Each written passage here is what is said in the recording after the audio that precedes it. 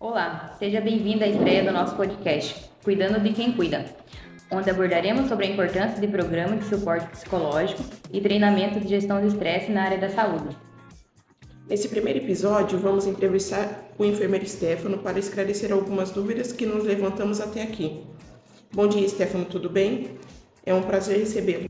Bom dia, é um prazer receber vocês aqui também e fico à disposição para responder aquilo que vocês precisarem e eu tiver conhecimento para poder compartilhar e somar junto com vocês. Tá ok. Bom, vamos começar dando início ao episódio fazendo a primeira pergunta.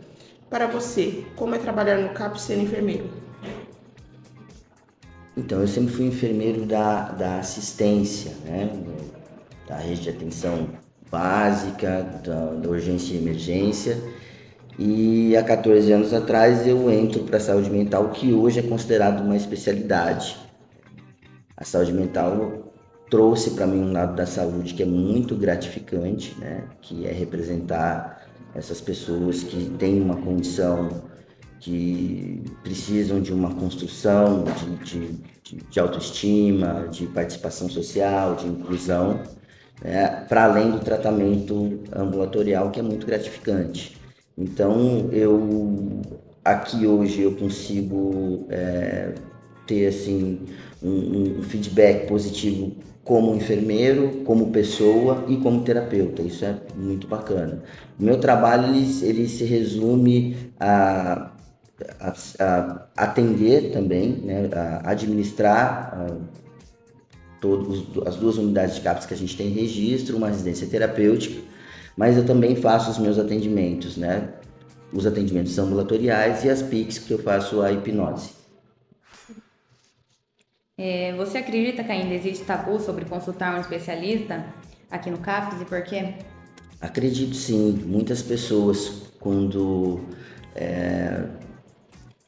passam pelo momento de ter que fazer um agendamento aqui, nós ouvimos dos seus familiares e às vezes até da própria pessoa, depois de, né, quando ela vê que realmente precisa e não tem como, são muitos relatos de que imaginava de que aqui seria um lugar que não seria o lugar para essa pessoa, que seria um lugar onde só tem loucos, né, e que seria perigoso e que para eles eles não se sentiriam muito bem, mas todos eles, sem exceção, depois de terem iniciado e conhecido o processo de trabalho, se identificaram, criaram um vínculo e se sentiram muito bem no tratamento, nessa proposta. Bacana. É possível cuidar da saúde mental sozinho? Você acredita que é possível? Olha, nada é impossível, né? E desde que eu esteja em um momento de equilíbrio da minha vida, nesse momento eu posso dizer que talvez eu não precise de nenhum tipo de suporte. Porém, é muito difícil dentro de um processo patológico, que são assim, tratamento para a saúde mental não é só remédio, né? Então, cada profissional tem o seu lugar. Então, nós temos um exemplo, o psiquiatra, ele vai fazer avaliação, o diagnóstico, vai entrar com o medicamento, mas esse medicamento ele não trata as emoções, ele não trata, né, os traumas, ele trata sintomas. Então, essas emoções, os comportamentos e os traumas vão ser tratados pelos terapeutas, pelos psicólogos e pelos outros terapeutas também que existem, né? Aqui hoje uma gama, né? Por exemplo, eu sou hipnoterapeuta clínico, então eu faço PIC aqui e atendo no meu consultório, numa clínica que eu tenho como terapeuta lá. E existem milhares de propostas terapêuticas para além, né? Dentro da área da psicologia, mas para além do psicólogo. E eu acredito sim que todo mundo em algum momento deva ser assessorado, deva ser acompanhado por algum terapeuta, a nível de autoconhecimento, a nível de melhorar suas perspectivas, quando não, né, para tratar, né? Acho que fazer um tratamento sozinho, de maneira unilateral, eu acredito que seja impossível. A experiência que eu tenho, eu sempre digo, né, uma emoção que a gente chama de negativa, ela pode gerar um sintoma, e um sintoma não tratado gera uma doença. O que quer dizer uma emoção negativa? Uma bronca mal interpretada, ou um relacionamento não muito saudável com a sua própria família, ou com o seu companheiro, com a sua companheira, né? A sua relação no trabalho, a sua relação nos estudos, tudo isso gera experiências de vida que geram emoções. O que a gente busca é emoção positiva, a gente busca conforto, mas a gente sempre passa por essa questão das emoções negativas que nos atrapalham, que nos adoecem. E aí, a partir desse momento, a gente precisa de um respaldo técnico, de um acompanhamento de um profissional que consiga, né, me guiar de encontro àquilo que eu quero ter, que é o equilíbrio da minha saúde mental. Quando a gente fala de doenças, a gente pode falar de ansiedade, né, de ter medo.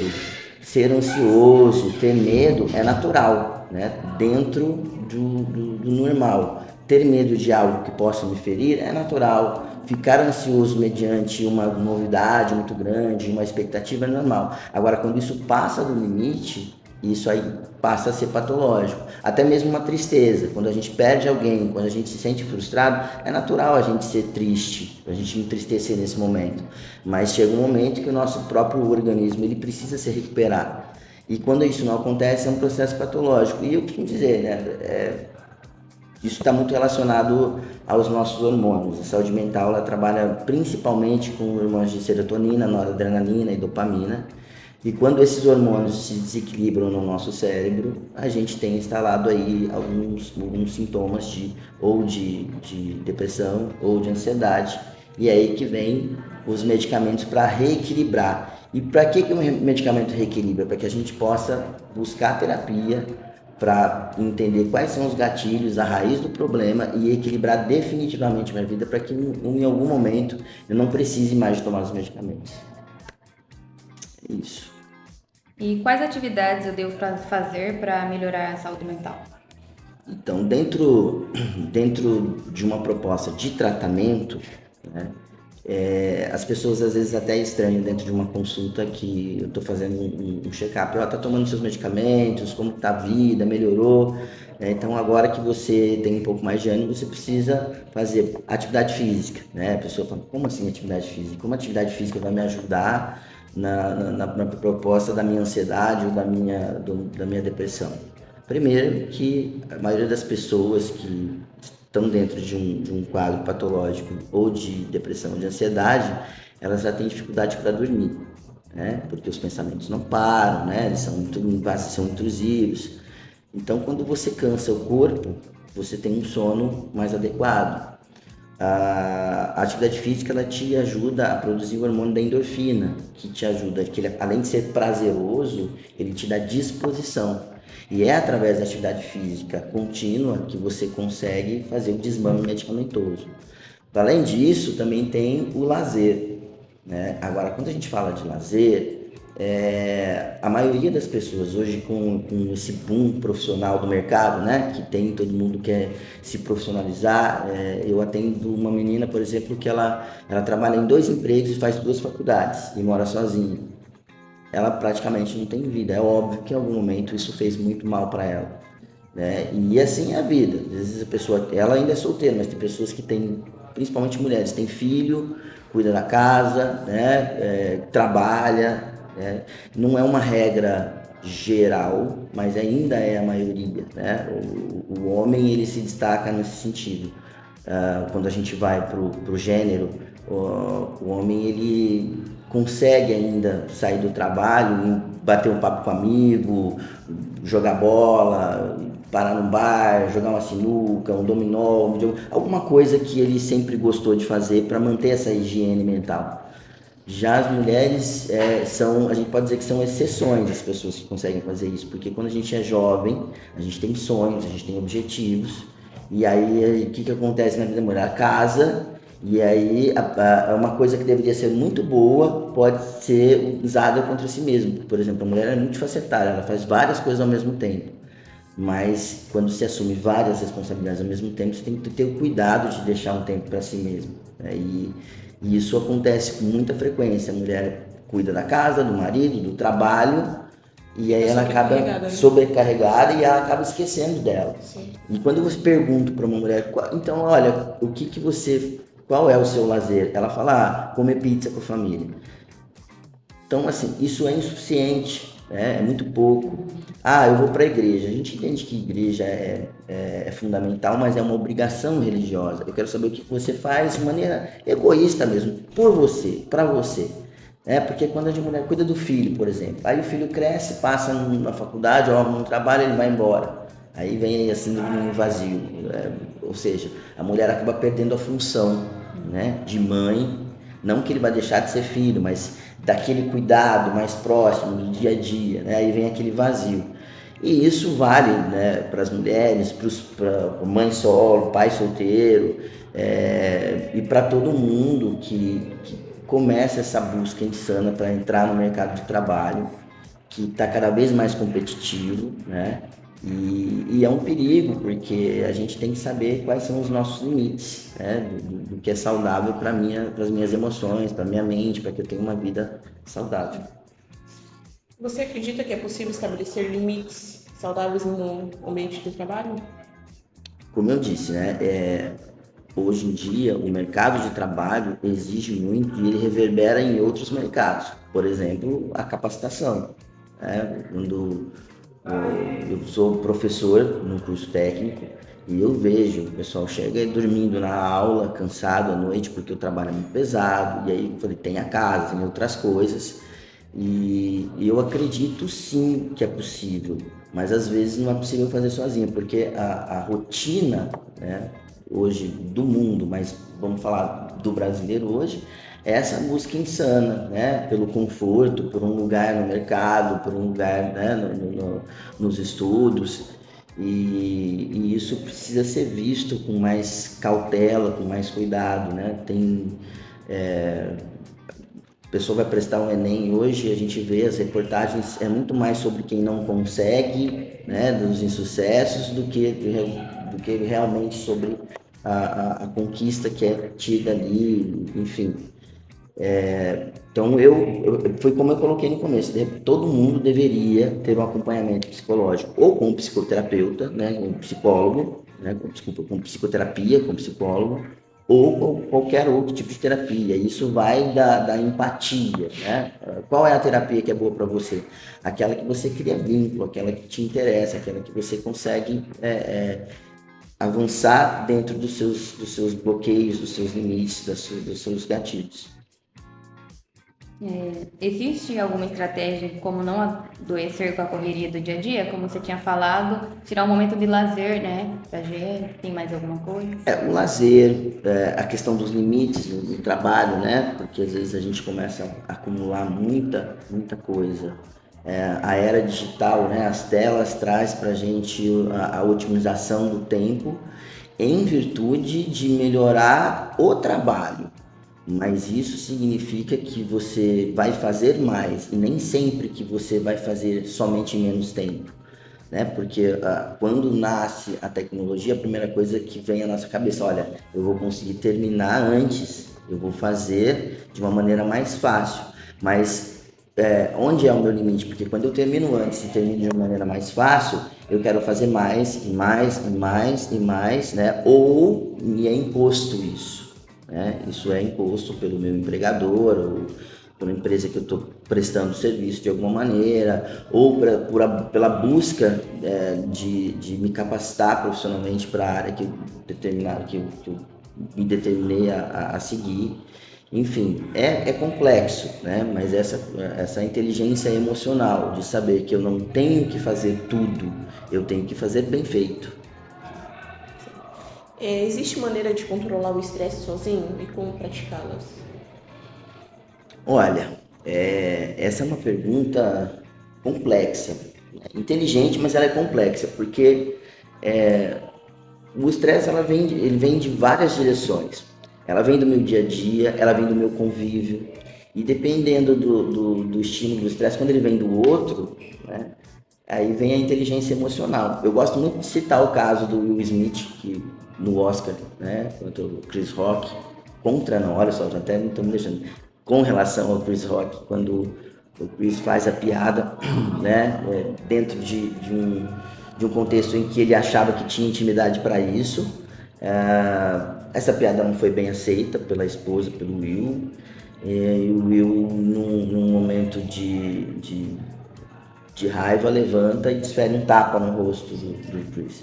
Isso se repete todos os dias no nosso trânsito. O registro tem alguns sinais de trânsito, eu vejo o pessoal, né, avançando no sinal vermelho, com pressa. Gente, tudo aqui fica 5 minutos. Para que, né, essa pressa, né?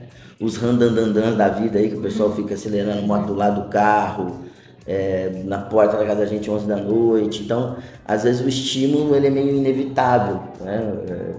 Dependendo de onde você está, e aí vem a inteligência emocional. Então, quando a gente volta para o Will, ele levantou e deu um tapa.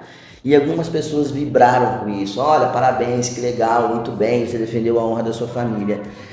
E aí todo mundo achou que ficou tudo bem, mas não ficou tudo bem. O que ele colheu com isso depois? Ele foi expulso, né, do Oscar, que é um lugar que ele frequentava há anos, e ele estimava muito por isso. Ele perdeu trabalhos, ele acabou internado em uma clínica, né? Ele perdeu uma amizade, ele perdeu outras amizades das quais ele fazia questão. Então, assim, se ele tivesse, de repente, demonstrado apenas que não gostou do que aconteceu, conversado com o seu amigo depois, seria muito diferente. E eu chamo isso de inteligência emocional, né? Então, quando eu estou no trânsito, respirar, contar até 10, quando de repente a ofensiva parte do outro. No trabalho, quando eu não concordo, quando alguém diz alguma coisa. E tem a questão do rótulo, né? No dia a dia, de forma terapêutica, quando alguém diz algo sobre mim, isso é sobre esse alguém, né? Então, é uma imagem que essa pessoa criou a meu respeito a partir das perspectivas dela, né? Dos conceitos dela, de como ela foi criada, de como ela entende o mundo. Então isso não deve me afetar. Agora, quando isso me afeta, aí é um problema meu, porque aí eu tenho uma questão a ser resolvida com relação a isso. Então, as pessoas podem achar qualquer coisa e tá tudo bem. Agora, quando elas acham algo, expressam isso me atinge, é porque eu preciso resolver algo relacionado a isso. Legal. Como que eu consigo ajudar uma pessoa numa crise de ansiedade?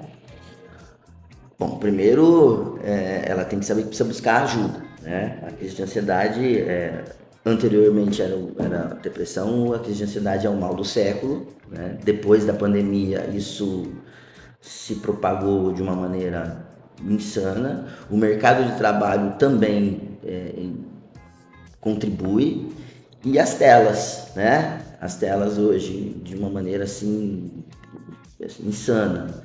Você vê as pessoas tendo dificuldade de se relacionar, de olhar nos olhos, as crianças, né? Porque a tela ela estimula a dopamina, né, no cérebro da gente. O nosso cérebro ele se alimenta de dopamina, ele gosta muito de dopamina. E quando você tira a tela de uma criança, né, ela fica automaticamente irritada, que vem a birra, né? E isso é extremamente prejudicial à saúde de uma criança, né? Os pais que não têm experiência e não sabem o que fazer, a primeira coisa que eles fazem é colocar lá na frente de uma tela, seja uma televisão, um celular, um tablet, e aí a gente já começa a viciar essa criança em dopamina desde, né, da primeira infância. Os adultos não são diferentes, as pessoas possuem amizades virtuais, né? Pergunta se está tudo bem, mas não tem coragem às vezes de andar um quarteirão para ir te ver, olhar nos seus olhos, te dar um abraço, né? Então isso tudo dá muito complicado. Por que eu estou colocando isso no contexto dessa pergunta? Porque são os maiores causadores de ansiedade no momento. Fora os nossos traumas de infância e de adolescência que vêm contribuir para tudo isso. E isso tudo junto, né, tem causado assim, um aumento significante, né, das crises de ansiedade, dos diagnósticos de ansiedade generalizada.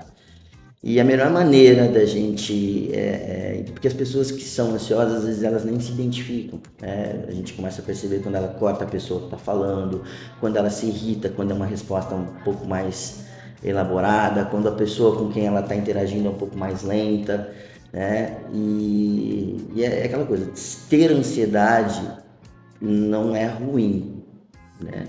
ter uma ansiedade que te afeta fisicamente, que te afeta emocionalmente, que te atrapalha no dia a dia, isso é patológico, isso é ruim. Então, além, né, existem alguns exercícios que a gente, como terapeuta, acaba incentivando as pessoas a fazerem, né? Tem um que é do gelo, você pega uma pedra de gelo na mão, uma crise muito forte, e você segura o máximo que você aguentar, né? Cuidado para não queimar a mão, né? Que o gelo queima, e apesar de ser gelado, ele queima, o frio queima. Então, quando ele segura a pedra de gelo, né, ele vai focar, porque ali vai, né, começar a doer, o foco dele todo vai para ali. Só quem tem uma crise de ansiedade sabe como funciona, né, um exercício desse. Para além disso, eu costumo passar 4 exercícios. Inclusive, eu tenho no Instagram que eu gravei um vídeo e deixo para as pessoas lá como dica, né? A gente tem a frase, né? Porque uma frase que não foi criada por mim, tá, gente? Isso foi criado por psiquiatras, psicólogos de quem eu copiei o exercício. É uma frase que a gente fala que traz a pessoa para o presente. O ansioso, ele sempre sofre por aquilo que não está acontecendo ainda. Então ele começa a mensurar, ele se depara com um problema, uma situação, e aí ele começa a mensurar aquilo muito maior do que realmente é, né? E leva a níveis, assim, inimagináveis para quem não está dentro desse contexto. Então a frase é: isso não é real. E eu peço para essa pessoa repetir 5 vezes, entendendo o contexto da frase, que é o que não é real. Esse sentimento que ela está sentindo com relação ao que pode acontecer, está acontecendo? Não. Então, por que eu estou sofrendo por antecedência? Pode ser que nem mesmo aconteça. Então, quando eu falo, eu repito para mim, fico repetindo, isso não é real, Stefano, isso não é real, não está acontecendo, isso não é real. Então, eu saio de lá do futuro, onde eu já estou sofrendo, e volto para o presente. Depois, eu peço a respiração, né? Existem várias delas, mas a que eu mais gosto é a 6, 7, 8.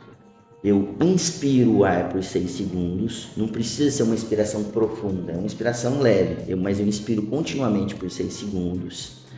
Eu seguro por 7 ou por 4, porque às vezes não estou acostumado, seguro por 4 segundos e expiro por 8, né? Então eu jogo também lentamente esse ar. Se vocês fizerem esse exercício, vocês vão perceber que ele é muito bom, né? Na segunda, na terceira vez, vai começar a dar até uma certa tontura, porque a gente aciona o sistema parasimpático, né? Que é o que desacelera, que deixa a gente que tranquiliza, né? Tem o sistema simpático e parasimpático. Simpático acelera, mecanismo de luta-fuga, cortisol para o corpo todo, angústia, medo, raiva, pânico, e o parasimpático desacelera, acalma, tranquiliza. Então, quando a gente faz a respiração, eu começo a controlar minha respiração, eu foco no que eu estou fazendo, eu começo a oxigenar melhor, a fazer minha oxigenação muito melhor e eu começo a sair da crise. Depois disso, tem um exercício que ele parece bobinho, mas assim, eu vi com os colegas que a gente chama de olhar periférico, que é manter a cabeça reta e mexer o globo ocular para os cantos, forçando por um canto, né? Eu posso buscar um objeto, porque quando a gente foca em um objeto, também ajuda a gente a sair um pouco do foco da ansiedade. Então eu tento focar um objeto do lado direito, mantenho a cabeça reta e outro para o lado esquerdo, repetindo 5 vezes. Essa movimentação no meu globo ocular vai fazer que eu também consiga acionar meu sistema parasimpático. E por último, eu tenho um exercício para fechar, que é uma frase positiva, e aí cada um cria a sua, né? Eu vou dar um exemplo aqui: olha, tá tudo bem, tá tudo certo, não tem nada demais acontecendo, fica tranquilo. Mas cada pessoa pode criar a sua frase, e todas elas repetindo 5 vezes. E tem aquele tiro de canhão, né? O tiro de canhão você tem uma vasilha com água gelada, aí você acrescenta gelo, põe o seu celular 15 segundos para apitar e você vai mergulhar olho, nariz e boca por 15 segundos. Quando o celular apitar, você tira o rosto. Pode repetir por 3 vezes ou por 5 vezes, vai sair imediatamente. Da onde vem esse estudo? Né? Que os mergulhadores, quando vão para a água, tem que se privar da respiração. Então a gente tem aqui a inteligência fisiológica. O nosso organismo, ele imediatamente entende que não pode respirar e que ele precisa economizar, né, oxigênio. Para economizar oxigênio, ele diminui o nosso metabolismo. Então ele aciona o sistema parasimpático automaticamente, independente da minha vontade. E aí tira da crise. É óbvio que eu não vou ter uma vasilha em todos os lugares, dentro da minha casa, um lugar que eu tenha liberdade para fazer, né? Agora, no dia a dia, gente, atividade física, né? Ter uma boa relação social com pessoas que eu confio, que eu gosto muito, o lazer, né? Procurar trabalhar, né? Essa questão de me preparar para o mercado serve justamente para você buscar, para além de uma boa remuneração, trabalhar fazendo aquilo que você gosta. E quando a gente trabalha fazendo aquilo que a gente gosta, né, a gente trabalha mais feliz, a gente é uma pessoa, né, mais bem resolvida, o trabalho passa mais rápido e a gente tem prazer fazendo aquilo que, né, que a gente se propõe a fazer assinando um contrato. Basicamente é isso. Bacana. Para você, qual a importância sobre programas de suporte psicológico disponíveis no SUS? A importância é fundamental, apesar de eu entender que precisa melhorar, né? Por exemplo, hoje aqui a gente está no Centro de Atenção Psicossocial, que trabalha transtornos graves, né? O que é considerado transtorno grave é aquela pessoa que não consegue interagir socialmente, né? Que tem um mal maior, por exemplo, uma esquizofrenia que impede aí de organizar os seus pensamentos, que não consegue socializar da maneira mais adequada, que não tem conflito com família, né? Não consegue produzir na sociedade dentro daquilo que a sociedade espera dessa pessoa. Mas quando a gente vai, o mal maior, né, todas as patologias de saúde mental, elas são provenientes das nossas emoções, das cargas emocionais. São os gatilhos, né? Eu posso ter no meu DNA, que é uma das suspeitas de como a gente desenvolve, né, uma bipolaridade, uma esquizofrenia, entre outros transtornos, mas o gatilho sempre é emocional. Então eu tenho que ter esse cuidado de entender que eu preciso de serviços que me acolham em um momento e não preciso esperar chegar nessa situação, né? Então eu preciso de serviços, então, eles são fundamentais. O SUS no papel ele é perfeito, né? Mas, por exemplo, quando a gente vem olhar as portarias, né, que são as políticas públicas que dão acesso à população a esses serviços, e a população não sabe disso na sua grande maioria, né? Quando eles vão brigar lá na prefeitura e tal pelos seus direitos, eles esquecem que, por exemplo, existem políticas públicas que são feitas apenas para municípios de grande porte. Como, por exemplo, se registro não tivesse morador de rua, pessoas em situação de rua, não se usa mais termo morador de rua. Nós não tivéssemos pessoas em situação de rua, e nós temos pessoas com sofrimento mental, né, que são imensurável a quantidade de pessoas que nós temos hoje, né, no município ou no Vale do Ribeira que sofrem com depressão, com ansiedade. Essas pessoas nem sabem que estão ainda sofrendo com alguma dessas patologias. E nós sabemos, sim, que é insuficiente o material humano que nós temos, né? A quantidade de psicólogos, de psiquiatras, de profissionais de enfermeiros, né? A pessoa nunca cita a enfermagem, né? A enfermagem sempre carrega o piano, mas a pessoa nunca cita a enfermagem quando vai falar sobre saúde mental. E a enfermagem tem um papel fundamental em todos os âmbitos. A enfermagem no hospital, por exemplo, é ela quem vai trazer a qualidade de vida, né? A dignidade para a pessoa que está em tratamento, que está em recuperação ou até mesmo está moribunda, né? Essa pessoa está moribunda e às vezes o que ela precisa é só um pouco de dignidade, de calor humano, né? De que o técnico de enfermagem, o enfermeiro, o auxiliar de enfermagem sorria com ela, lhe dê um banho decente para ela se sentir limpa, que abra a janela para o sol entrar, que mantenha um ambiente agradável, que faça a sua medicação da melhor maneira possível, né? Para ela entender que ela é importante, ela tem um papel, para que ela se recupere melhor, ou, né, porque nós não vamos salvar todo mundo, ou para que ela se despeça desse mundo da melhor maneira possível. Esse é o papel da enfermagem. E na saúde mental não é diferente, né? Falar sobre as ações medicamentosas, sobre os grupos, atuar sendo apoio, criando vínculo, fazendo as visitas, enfim, a enfermagem tem essa importância. Mas você pediu especificamente, eu acho que acredito, a questão da psicologia e de outros serviços. É fundamental é importantíssimo, mas precisa melhorar, precisamos ter acesso. Por exemplo, um CAPS 24 horas, só quem tem um município de grande porte. Um consultório na rua, só quem tem um município acima de 100 mil habitantes.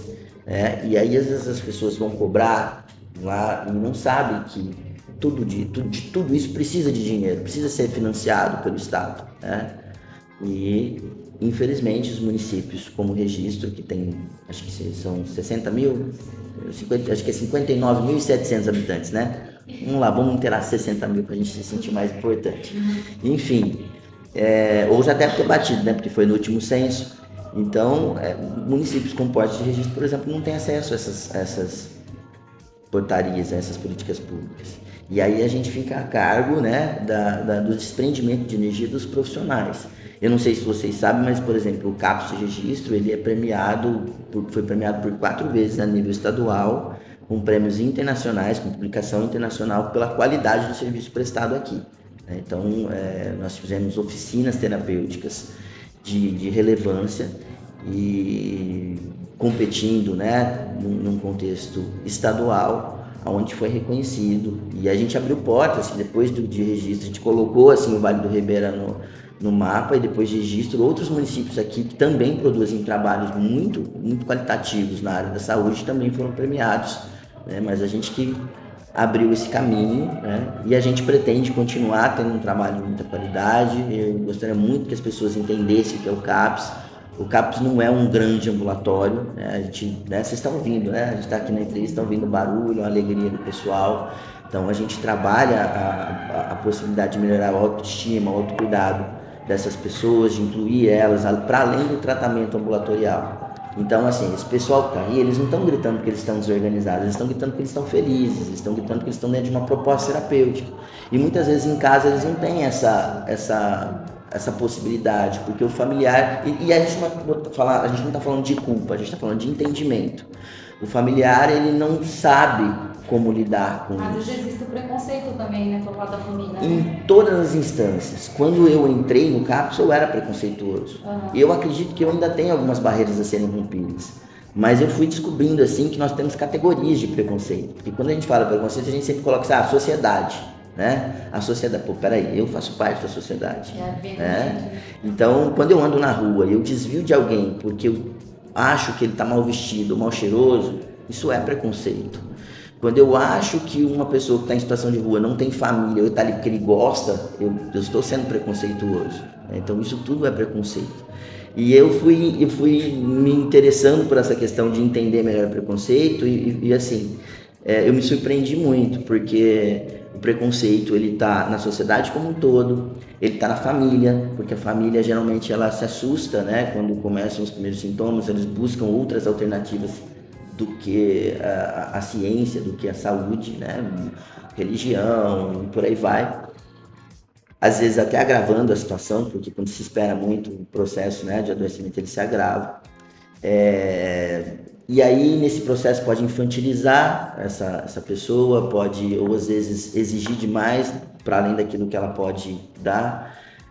Tem o preconceito do profissional de saúde, que acha ainda que, né, nós estamos praticando finalmente a reforma psiquiátrica, em que os hospitais estão fechando, essas pessoas estão vindo para casa, e ainda assim nós temos no mundo inteiro, no país inteiro, profissionais que acham que o lugar dessas pessoas é dentro de uma instituição hospitalar, que não querem atender essas pessoas, que acham que uma pessoa com transtorno mental não tem diabetes, não engravida, não tem dor de cabeça, não tem pressão alta, né? Que o lugar dela não é ali, que não desprende energia para fazer uma visita domiciliar e conhecer, né? Saber do contexto.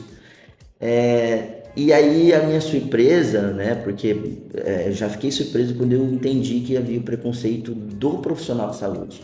E aí eu fiquei surpreso quando eu vi preconceito do próprio usuário do serviço, ou como a gente chamava antigamente, do paciente, né? Eu vejo quando chega um paciente novo, ele tem que passar por um crivo dos outros. Às vezes eles competem em eles, quem tem uma patologia maior ou menor, quem está... até ele ser aceito, né? Porque eles passam por uma privação de aceitação na sociedade lá fora, né? Para andar na rua, para o contexto familiar. E aqui eles encontram um ambiente onde eles se reconhecem, onde eles são bem tratados, onde eles são reconhecidos, onde eles são incluídos, onde eles podem falar com a gente de igual para igual. Inclusive, nós não usamos uniformes justamente para... né? Muitas vezes eu sou confundido com o paciente, ou eles são confundidos com os profissionais. E quando isso acontece, é porque o serviço está funcionando, né? Se eles são confundidos, é porque o serviço está funcionando, está tudo bem, né? É essa a intenção. Só que eu fiquei muito surpreso quando eu vejo eles... O que acontece muito? A pessoa começa um tratamento, ela melhora um pouco e ela abandona o medicamento. Porque assim, não pense, gente, que uma pessoa em crise não lembra do que aconteceu, né? Tirou a roupa, brigou, ofendeu, foi ofendida, ela vai se lembrar do que aconteceu, né? E isso traz muito constrangimento, muita vergonha, né? E traz também ressentimento, porque ele lembra das pessoas que a trataram mal, às vezes seus familiares, às vezes profissionais da saúde, às vezes as pessoas que ele confia, né? Essa pessoa confia. Então, e por que isso acontece? No primeiro momento que ele se entende bem, ele abandona o medicamento porque ele não quer ser visto como uma pessoa que faz tratamento, né? Que é o que afasta às vezes a pessoa de um lugar onde faz tratamento para transtorno mental, né? Então, além de eles fazem esse paredão, né? Até essa pessoa conseguir passar pelo crivo de quem está aqui, eles ficam de certa maneira isolados e precisa do apoio técnico, né? Pra gente ir inserindo essa pessoa. Quando ela é nova, ela fica sempre igual na escola, sabe? Quando a gente chega numa escola nova, a gente fica num canto, meio calado, né? Então precisa dessa... né? Isso, essa adaptação ela é importante. Precisa muito dessa interação. E sim, existe um preconceito gigantesco em todos os âmbitos que precisa ser combatido, precisa ser tratado, precisa ser esclarecido, né? A saúde como um todo precisa entender que saúde mental está em todos os lugares. E eu provo isso para vocês. Quando alguém está na UPA, em sofrimento porque sofreu um acidente e está correndo risco de vida, ela não está apavorada? Isso é saúde mental, isso é um transtorno mental, ela está transtornada nesse momento. A pessoa que está para fazer uma cirurgia, mesmo que seja letiva, mas ela está com medo, ela está com muito medo do que possa acontecer, da anestesia, que ela não possa ir viva, ou a expectativa que ela gera, isso também remete a um transtorno mental. Por isso que eu acredito que hoje a psicologia está cada vez mais dentro dos hospitais, né? A gestante passa por um processo, né, de sofrimento, tal do padecer no paraíso, né, de sofrimento para poder gerar a criança, para ir lá parir. O apoio psicológico ele é fundamental. E quando eu falo apoio psicológico, ele vem do profissional e das pessoas que servem, né? Apoiar alguém psicologicamente, às vezes dar o ombro, escutar o que ela tem a dizer, né? A gente tem algumas datas comemorativas durante o ano que algumas delas são bem utilizadas, outras nem tanto.